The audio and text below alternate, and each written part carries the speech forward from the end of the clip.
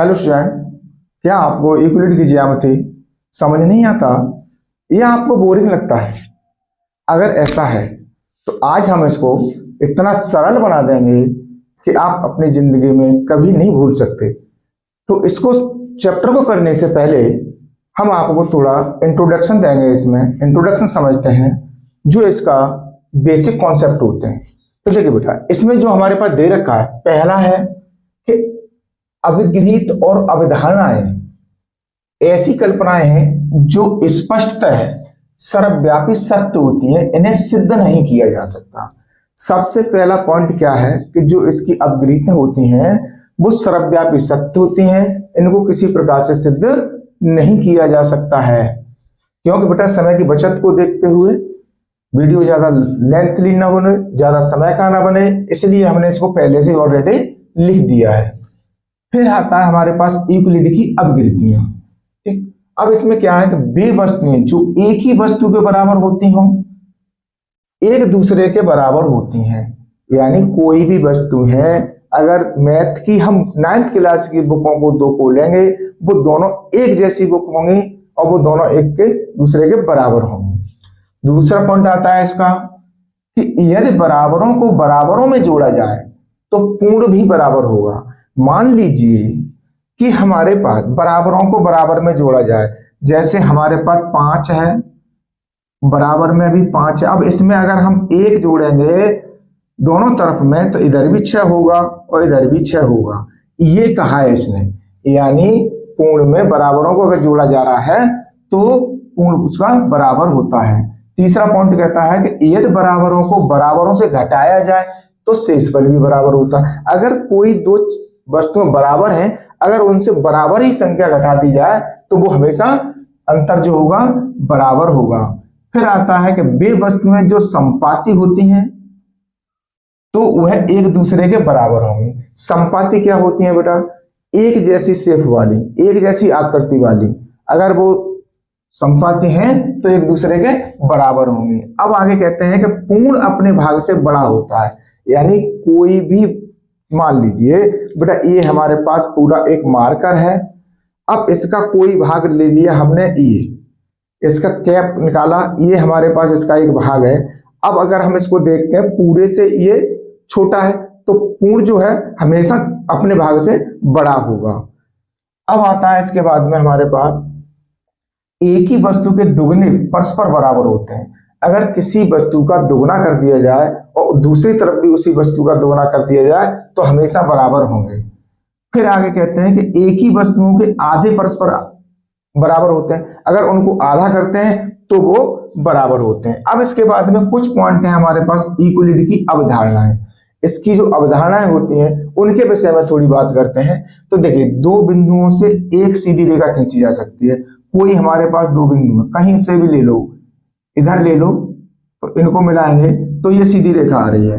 अगर हम यहां से इधर के लिए मिलाते हैं नीचे की तरफ, शर्त यही है कि मात्र दो बिंदुओं हो तो उनसे एक सीधी रेखा खींची जा सकती है। ये बिल्कुल सर्वव्यापी सत्य है। फिर कहते हैं कि एक शांत रेखा को अनिश्चित रूप से बढ़ाया जा सकता है। अगर कोई रेखा हमारे पास शांत है, मान लीजिए ये रेखा है हमारे पास, अब यहां पर ये रेखा है, इसको आगे हम कितना भी बढ़ा सकते हैं, इधर भी आगे हम इसको कितना भी ले जा सकते हैं, ये इसने कहा। फिर कहते हैं कि एक बिंदु और त्रिज्या से वृत्त खींचा जा सकता है। अब कोई पर कहीं पर एक हमें बिंदु मिला है और त्रिज्या दे दी है कि इस बिंदु से मान लीजिए कि 5 सेंटीमीटर त्रिज्या का वृत्त खींचना है, ये बिंदु है। अब यहां से हमें वृत्त खींचना है तो बड़ा त्रिज्या लेकर के 5 सेंटीमीटर का हम यहां से वृत्त खींच देंगे, ये इसने कहा। फिर कहता है कि सभी समकोण एक दूसरे के बराबर होते हैं। भाई कोण तो 90 अंश का ही बनेगा, जब कोण 90 अंश का बनेगा तो वो बराबर होंगे बेटा।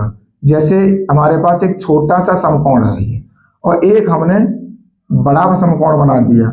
अब भाई इसका भी 90 अंश का कोण है और इसका भी 90 अंश का कोण है, तो ये कैसे हो गए? आपस में बराबर हो गए। इतना सा बेटा छोटा सा इसका इंट्रोडक्शन है जो आपने समझा, और उम्मीद करते हैं कि आपकी समझ में भी आया होगा। शायद आप नहीं भूल सकते इसको। अब इसके बाद में हम चलते हैं बेटा प्रश्नावली की तरफ, कि जो प्रश्नावली दे रखी है उसको क्या करना। सो कैसे सॉल्व करेंगे तो उसके बारे में देखते हैं बेटा। तो फटाफट से हम अब प्रश्नावली को सॉल्व करेंगे।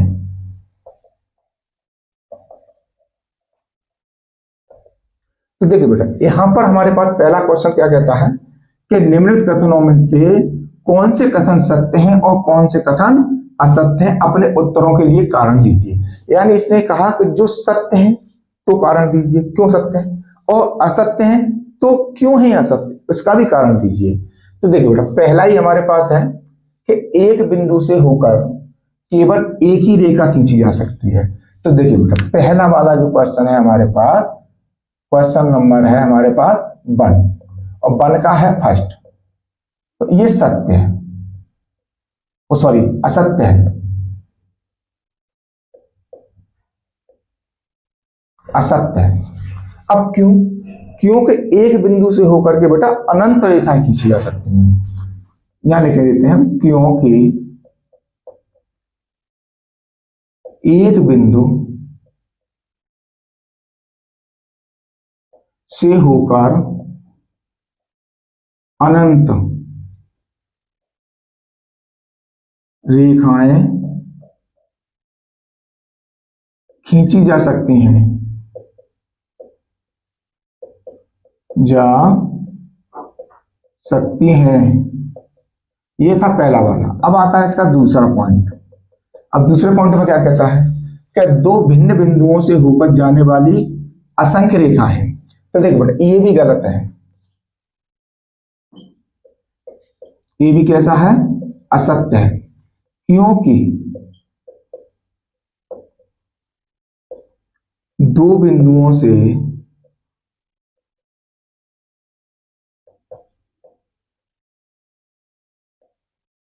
केवल एक रेखा खींची जा सकती है।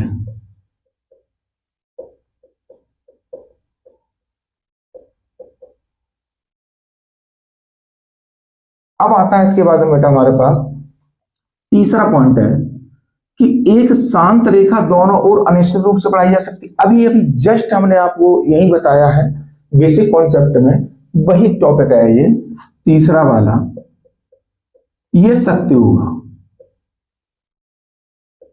ये कैसा है हमारे पास, सत्य है। क्योंकि शांत रेखा को, शांत रेखा को दोनों ओर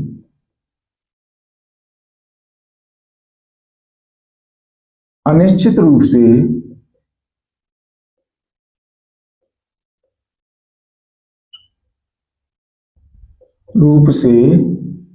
बढ़ाया जा सकता है।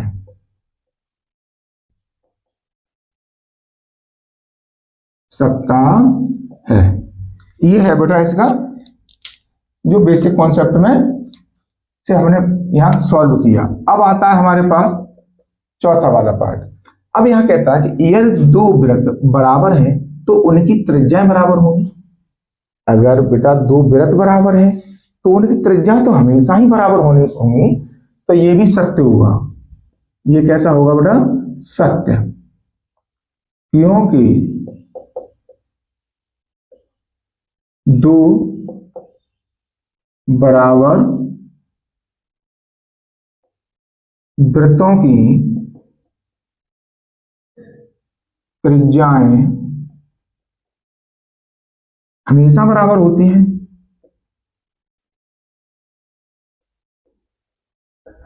हमेशा बराबर होती है, ये हो गया।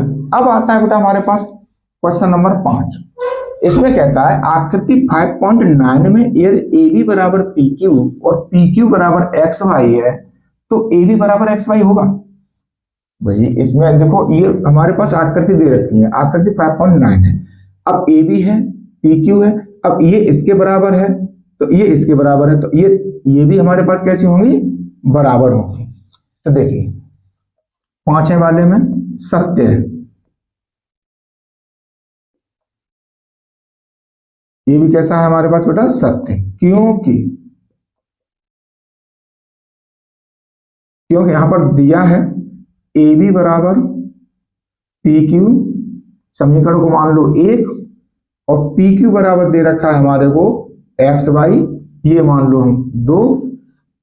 अब समीकरण एक दो से, समीकरण एक व दो से P Q sorry A B बराबर एक्स वाई, ये हमारे को इसने पूछा था, तो ये हो गया। अब ये फर्स्ट जो क्वेश्चन था आपका बिल्कुल क्लियर हो गया है। अब इसके बाद में चलेंगे हम सेकंड क्वेश्चन की तरफ। सेकंड क्वेश्चन की तरफ चलने से पहले बेटा इसको थोड़ा रफल कर लेते हैं। अब देखिए बेटा, इसमें क्या कहता है कि निम्नलिखित पदों में से प्रत्येक की परिभाषा दीजिए। यानी जो हमारे को ये दे रखा है इसकी परिभाषा पूछ रहा है कि समांतर रेखा। तो देखिए यहां पर जो है हमारे पास सबसे पहला है क्वेश्चन नंबर 2 में है पहला समांतर रेखा। समांतर रेखा, अब समांतर रेखाएं क्या होती हैं? अब आपको अच्छी तरह से पता होगा कि अगर आपसे पूछा जाए कि बेटा समांतर रेखा क्या हुई, तो आप सीधा सा जवाब क्या दोगे कि ऐसी समांतर दो रेखाएं जो कभी परिच्छेद ना करें, यानी एक दूसरे को ना काटें। तो बेटा ऐसे ही लिखना है इसको। तो देखिए ऐसी दो रेखाएं जो कभी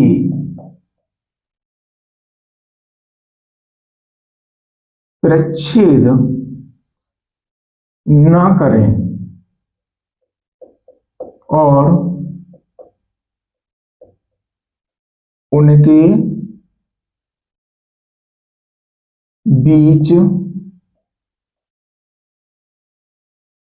बीच की दूरी प्रत्येक स्थान पर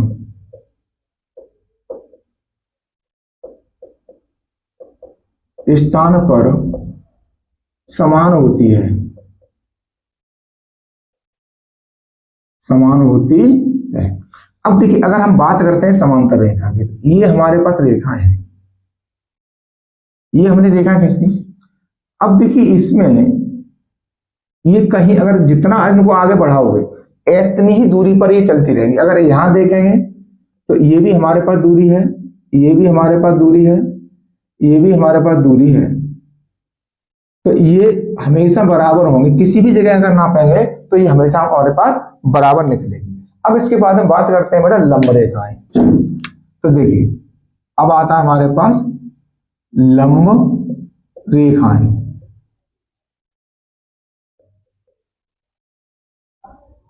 सेकंड पॉइंट है बेटा, ये ऐसी दो रेखाएं, देखो यहां लिखते हैं ऐसी दो रेखाएं जो एक दूसरे पर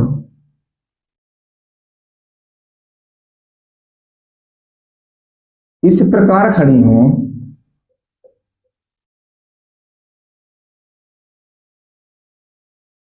हों जिनके बीच बनने वाला कोण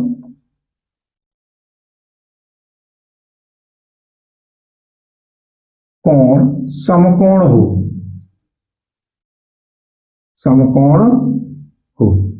तो ये क्या कहलाती है बेटा हमारे पास लंब रेखा कहलाती है। देखिए एक रेखा हमारे पास ये है और दूसरी रेखा हमारे पास ये है। अब ये जो दोनों रेखाएं हैं, अब ये यहां पर ये मिल रही हैं, जहां मिल रही हैं ये कितने डिग्री का कोण है, 90 अंश का। तो ये कैसा बना रहा है, समकोण बना रहा है। तो बस यही इसने पूछा था। अब आता है बेटा रेखाखंड। तीसरे पॉइंट पे आते हैं हम, रेखाखंड। अब रेखाखंड क्या होगा, तो देखिए रेखा का एक निश्चित भाग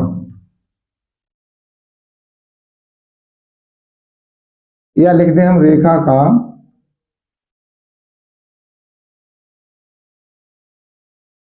हमारे पास है रेखाखंड, ऐसी रेखा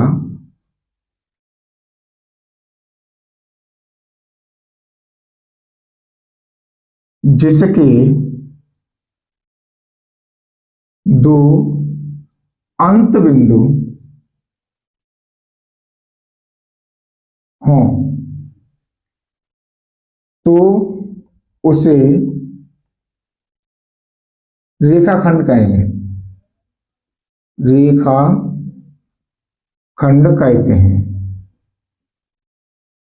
अब देखिए रेखाखंड होता क्या है, ये हमने ये लाइन खींची, अब यहां पर हमारे पास एक निश्चित बिंदु है ए और यहां पर है बी। अब जो ये बोला जाएगा, ये बोला जाएगा बेटा रेखाखंड, क्योंकि इसको हम बढ़ा नहीं सकते हैं, ये निश्चित है। अब आते हैं इसके बाद में वृत्त की त्रिज्या।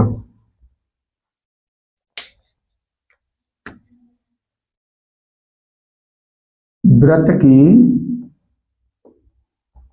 त्रिज्या, अब वृत्त की त्रिज्या में क्या है बेटा हमारे पास, तो देखिए एक बिंदु या बिंदु से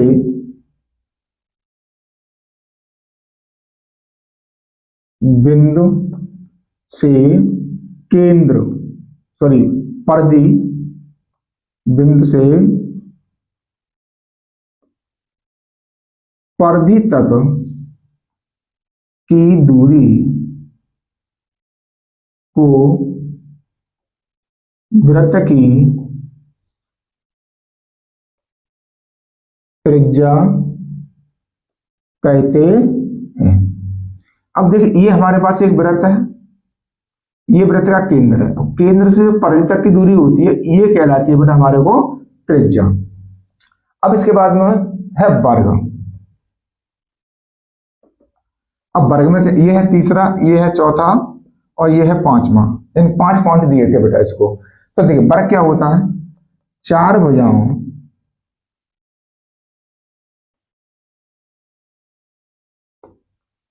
की ऐसी बंद आकृति, बंद आकृति जिसका तृतीय कोण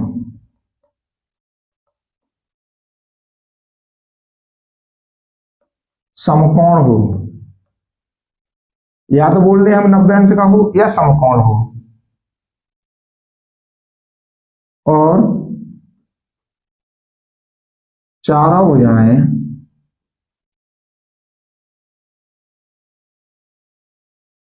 समान हो,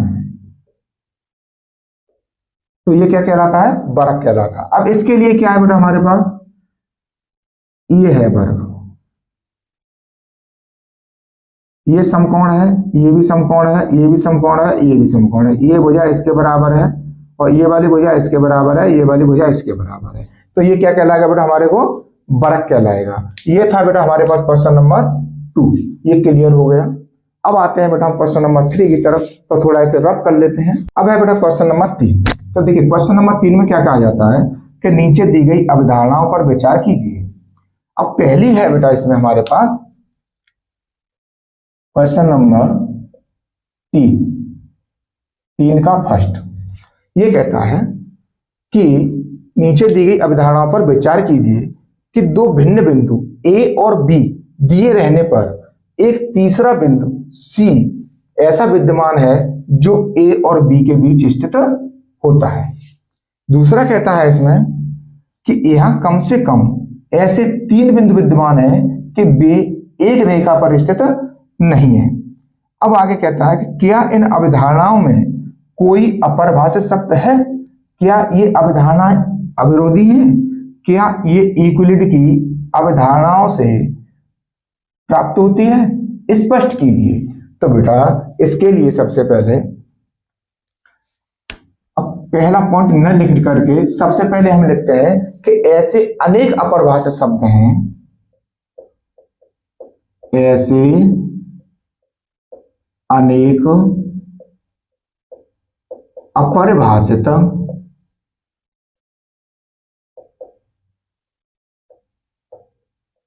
शब्द हैं,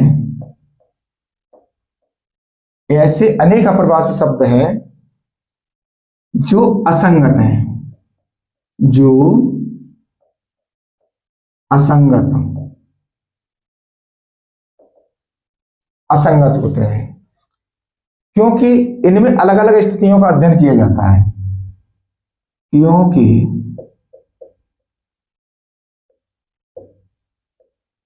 इनमें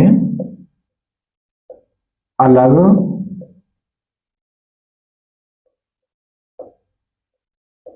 अलग स्थितियों का अध्ययन किया जाता है। ये है बेटा यहां पर।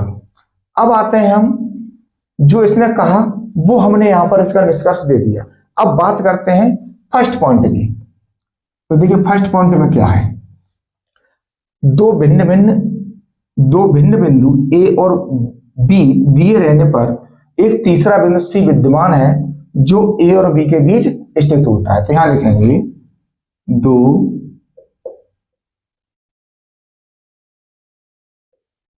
भिन्न बिंदुओं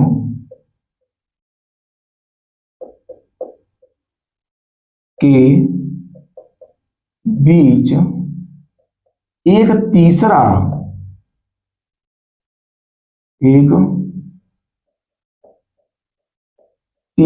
बिंदु सी विद्यमान हो सकता है।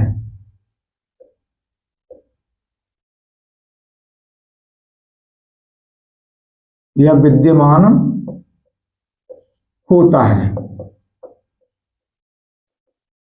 हमने क्या लिखा कि दो भिन्न बिंदुओं के बीच एक तीसरा बिंदु सी, या हम यहां सी न लेकर के बिंदु हटा देते हैं, तीसरा बिंदु विद्यमान होता है, ऐसा कर दिया। जैसे जैसे करके हमें दिखाएंगे यहां बेटा, जैसे हमारे पास ये ए और ये बी है और यहां पर हमने ले लिया तीसरा बिंदु सी।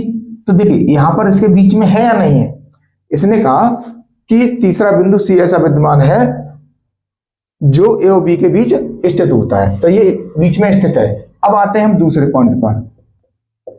अब दूसरा पॉइंट क्या कहता है कि यहां कम से कम ऐसे तीन बिंदु विद्यमान हैं कि वे एक रेखा पर स्थित नहीं है। ऐसा भी हो सकता है कि तीन बिंदुओं में केवल दो ही बिंदु एक रेखा पर होंगे और तीसरा बिंदु नहीं होगा। तो यहां कहते हैं यहां कम से कम ऐसे तीन बिंदु, तो हम लेते हैं यहां पर, ये भी हमारे पास क्या होगा, तीन बिंदुओं में यह आवश्यक नहीं है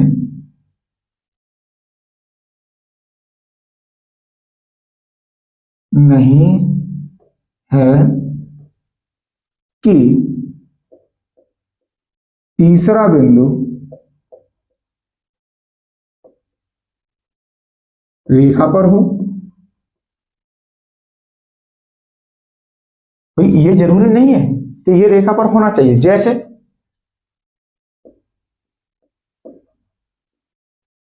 अब जैसे की बात करते हैं बेटा, तो देखिए यहां पर क्या है, ए बिंदु दो हमने यहां ले लिए, इनको नाम दे दिया ए और बी, एक तीसरा बिंदु ले लिया हमने सी।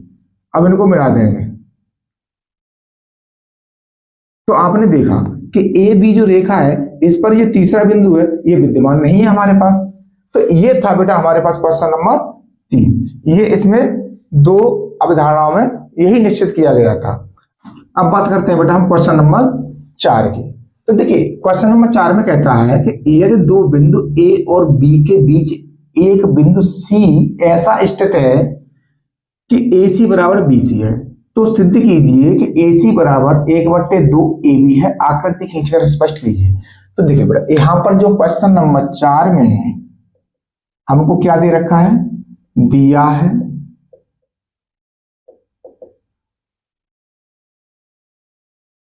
ए सी बराबर बी सी, ये समीकरण है हमारे पास, एक डाल देते हैं। अब इसकी आकृति की बात करते हैं, तो ये हो गया ए, ये हो गया बी, ये हो गया हमारे पास सी।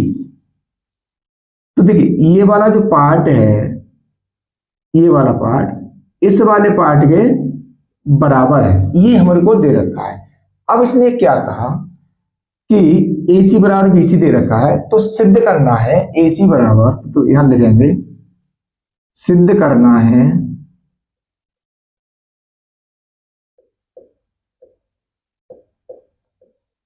कि ए सी बराबर 1/2 ए बी, ये हमको सिद्ध करके देना है। अब देखिए सबसे पहले हम बात क्या करते हैं, चित्र से। देखो यहां पर हम हल करेंगे इसे चित्र से। देखिए A C plus B C is equal to किसके बराबर होगा, ए बी के बराबर होगा, क्योंकि ए बी के ही पार्ट है। ये वाला पार्ट हमने लिया और इसको हमने जोड़ा, यानी ए सी प्लस बी सी, तो तो किसके बराबर हो गया, ये पूरे ए बी के बराबर हो गया बेटा ये। अब देखिए यहां पर जो मान दे रखा है हमारे को ए सी का, क्या दे रखा है, बी सी, तो देखो यहां लगा देंगे A C plus A C is equal to A B, यहां लिखेंगे समीकरण 1 से, ये हमने समीकरण नंबर 1 से लिख दिया। अब ए सी कितना हो गया बेटा हमारे पास, 2AC हो गया is equal to A B. अब ए सी का मान हमें यहां से निकालना है, तो कितना हो जाएगा, 2 इधर गुणा में, इधर जाके किस में हो जाएगा, भाग में, 1/2 ए बी। यही बेटा हमारे को प्रूव करा रहा था, ये प्रूव्ड, यही इसने कहा था। अब यहां बात करते हैं हम अपने जो क्वेश्चन दे रखा है पांचवें में जो कह रहा है इसको देखते हैं। इसमें क्या कहा है कि प्रश्न 4 में सी रेखाखंड ए बी का एक मध्य बिंदु कहलाता है, सिद्ध कीजिए कि रेखाखंड का एक और केवल एक ही मध्य बिंदु होता है। तो देखिए यहां पर है क्वेश्चन 5, क्वेश्चन नंबर 5 में क्वेश्चन नंबर 4 के अकॉर्डिंग दे रहा है, जो चित्र हमारे को दे रखा है, सिद्ध करना है, यहां लिखेंगे सिद्ध करना है कि रेखाखंड का केवल एक ही मध्य बिंदु होता है, ये सिद्ध करना है। तो देखिए यहां लिखेंगे प्रश्न 4 में दिया है कि सी ए बी का मध्य बिंदु है, इसलिए ए सी बराबर बी सी, इसको मान लेते हैं समीकरण ए। अब हम मानते हैं अपनी तरफ से, हम नहीं मान रहे इसको कि सी ए बी का मध्य बिंदु है, हम तो इसको मान लेते हैं कि सी वो ए बी का मध्य बिंदु डी है। माना डी ए बी का मध्य बिंदु है, इसलिए अब देखिए यहां पर हमारे पास एक चित्र बना लेते हैं, ये है ए और ये है हमारे पास बी, यहां मान लिया हमने डी,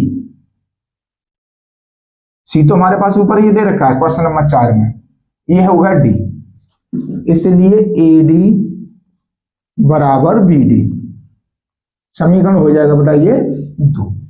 अब देखिए ये भी ए बी है और ये भी ए बी है, तो ए बी बराबर ए बी होगा। अब यहां लिख लो चित्र से, अब देखिए ए बी को खोलेंगे हम, तो ये क्या खोलेगा बेटा, ए बी वो sorry A C plus B C is equal, इधर खोलेंगे A D plus B D. तो देखिए यहाँ ए सी प्लस, अब बी सी का मान लगा देंगे हम समीकरण नंबर 1 से, जो हमारे पास समीकरण 1 में हमारे पास ये यहां हमने दोबारा लिख दिया है ए सी इज इक्वल टू, अब ए डी, अब बी डी का मान क्या है हमारे पास समीकरण नंबर 2 में, ए डी है। तो देखिए बेटा ये हो गया 2ac is equal to 2ad। अब देखिए 2 से ये 2 कैंसिल हो गया, अब थोड़ा इधर आ जाते हैं, तो ये हो गया हमारे पास ac बराबर ad। ठीक, अब देखो ये हमारे पास a है, ये हमारे पास d है, तो ये हो गया समीकरण 3। अब लिखेंगे अतः करके, अतः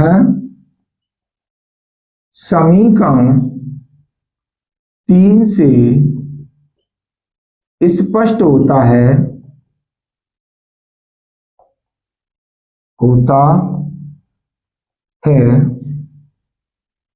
कि, अब इससे स्पष्ट क्या हो रहा है कि सी बिंदु और डी बिंदु संपाती हैं, संपाती हैं अर्थात एक ही है।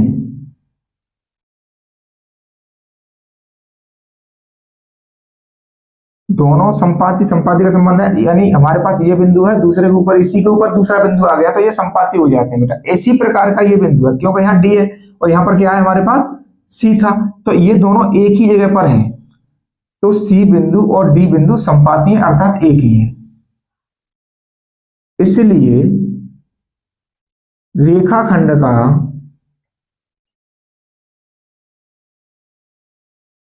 का सिर्फ और सिर्फ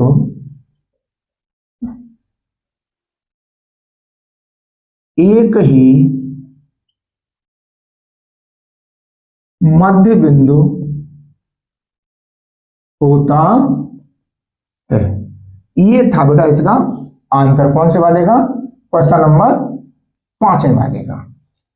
अब इसके बाद में आते हैं बेटा हम क्वेश्चन नंबर 6 की तरफ। अब इसमें कहता है कि आकृति 5.10 में यदि AC बराबर BD है, तो देखो बेटा यहां पर दे रखा है, ये हमारे पास चित्र है, A यहां दे रखा है बेटा हमारे को B, यहां दे रखा है हमारे को C और यहां दे रखा है हमारे को D। तो देखो यहां दिया है AC बराबर BD, तो सिद्ध करना है, तो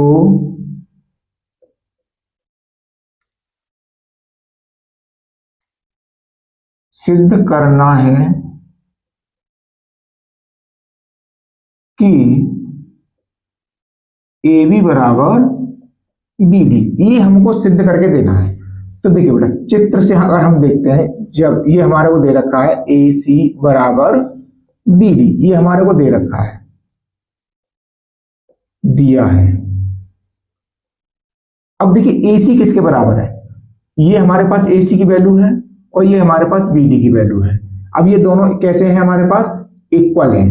अब AC किसके बराबर है, AB प्लस BC, इसको खोलेंगे AB plus BC is equal to, अब BD किसके बराबर है, BC प्लस CD, ये बेटा हमारे पास यहाँ CD है। अब देखिए इधर भी हमारे पास BC है, इधर भी BC है, तो BC से ये BC कट जाएगा, अब बचेगा क्या बेटा हमारे पास AB is equal to CD। यही हमारे को प्रूव करा रहा था बेटा ये। तो देखो कितने आसान तरीके से हो गया क्वेश्चन बेटा ये। अब बात करते हैं बेटा हम क्वेश्चन नंबर 7 की। तो क्वेश्चन नंबर 7 में कहता है यूक्लिड की अवगणितों की सूची में दिया हुआ अवगणित 5 एक सर्वव्यापी सत्य क्यों माना जाता है। देखो इसने जो कहा है वो हमने आपको बेसिक कॉन्सेप्ट में जो इंट्रोडक्शन जो लिख करके दिया उसी से संबंधित क्वेश्चन है। तो यहां लिखेंगे इक्विलिटी की अपग्रहितों की सूची में दिया हुआ अपग्रहित 5 एक सर्वव्यापी सत्य माना जाता है, क्योंकि देखो यूक्लिड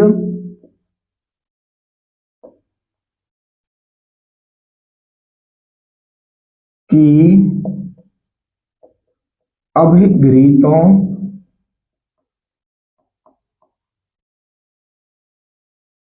की सूची में दिया हुआ,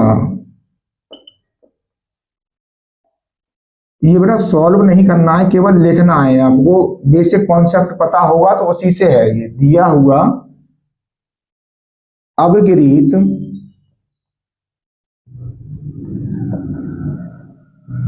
पांच एक सर्वव्यापी सत्य इसलिए माना जाता है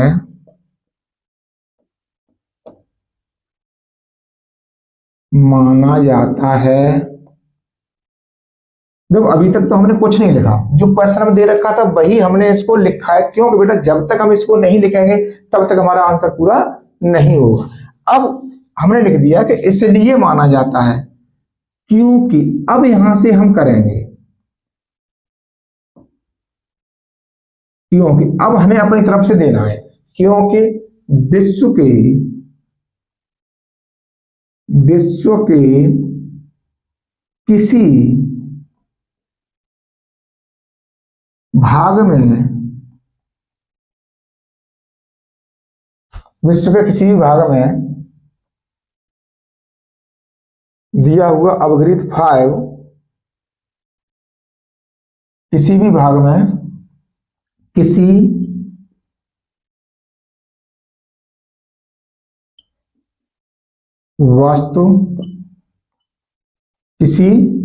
वस्तु के लिए, किसी वस्तु के लिए यह सत्य होता है, यह सत्य होता है, इसलिए इसे सार्वभौमिक सत्य माना जाता है, इसलिए इसे सार्वभौमिक